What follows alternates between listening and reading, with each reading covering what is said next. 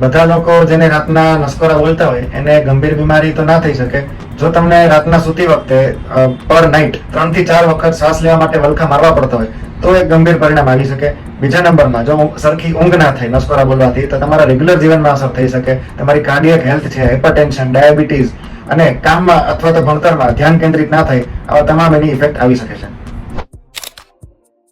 બધાને સર્જરીની જરૂર હોતી નથી, છતાં પણ જેને સર્જરીની જરૂર પડે એ લોકોને એનો ભાગ ક્યાં સાંકડો થાય છે એના ઉપરથી એને ડિસાઇડ કરીને સર્જરી નું માર્ગદર્શન કરવામાં આવે છે. જેમ કે એને ટોન્સિલ જો વધારે હોય તો ટોન્સિલેક્ટોમી, ટોન્સિલ કાઢવાની સર્જરી, એડિનોઇડ્સ કાઢવાની સર્જરી, તાળવાની રિડ્યુસ કરવાની સર્જરી, યુવિલોપેલેટોપ્લાસ્ટી કહેવાય એને, અને કાં તો ટંગના બેઝનું રિડક્શન કરાવે કે જીભનો ભાગ થોડો ઓછો કરીને ત્યાંથી એનો જે શ્વાસોશ્વાસની પ્રક્રિયા છે ઇઝી કરવામાં આવે છે.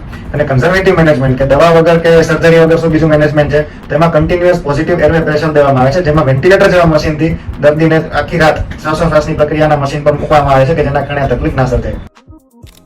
આથી આનો ખાસ કઈ ઇલાજ નથી, પણ ઘરેલું ઉપાયમાં લાઇફસ્ટાઇલ મોડિફિકેશન, કસરત કરવી, રેગ્યુલર સ્લીપ સાયકલ, આ તમામ એના ઉપાય છે. અને વેઇટ રિડક્શન પર ખાસ ફોકસ કરવું જોઈએ.